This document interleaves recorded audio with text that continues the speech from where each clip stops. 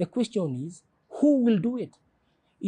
I think in this interview, we should spend a little bit more time talking about the competence, the character, the capability of the person.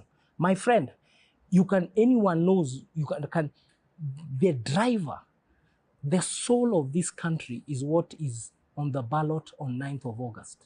Chapter 6, capable, competent, has a record of delivery. I come from the private sector where delivery is not if or but.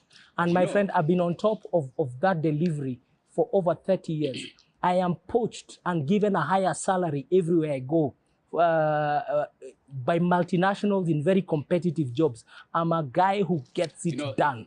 Now that you bring up that question, and you brought it up, somebody else might also as well say, well, let's prosecute the chapter 6 as much as we can, but somebody else will also sit back and say, hey, but wait a minute, but you walked out on me. There's something called principle, which you must come to terms with. Why do you think a politician, after they're voted for, takes a Bible or the Quran, 2 holy books, looks up at their God and says, my God, so help me God? Are you involved in that point? It is my conscience and my God. And I was clear, I failed to earn the trust. And because I failed to earn the trust, to fail betraying the people of Nairobi, of Article 1, I retreated and stepped down peacefully. I did not interfere with the governor. And in 2 years, what I walked out from came to life.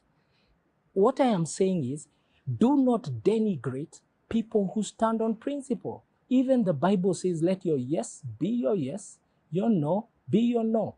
And in matters of the conscience, the rule of the majority does not apply. And in my case, I was clear that this county will be disbanded unless something changes. Thank God, Uhuru Kenyatta found a formula, the government found a formula, the political parties found a formula. And I am not coming to walk away. And look at, do you know how many of the thousands of politicians we have earn a salary without even working a single day?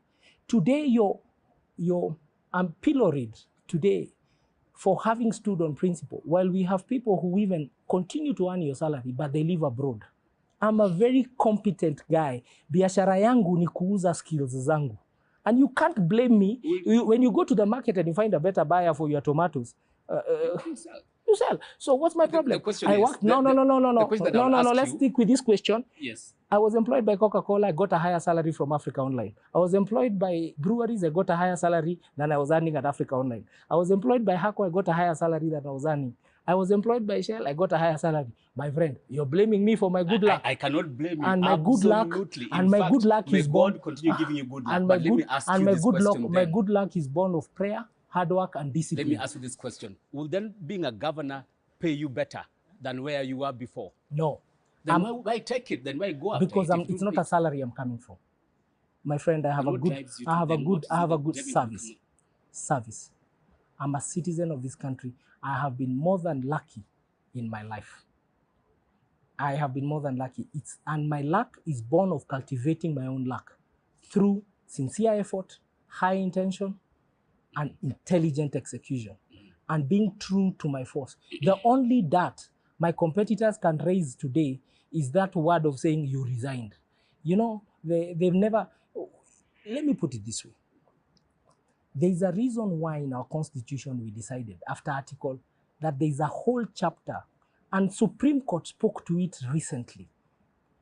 You must be of the right character, the right capability, the right suitability, the right integrity, the right competence. That's why you and I spend most of our hard-earned cash to take our children to school, to make sure that you are an upright citizen. But on the other hand, the thing we denigrate most in this country is people who stand on principle. The first person to stand on principle, I'm not the first person to resign from office.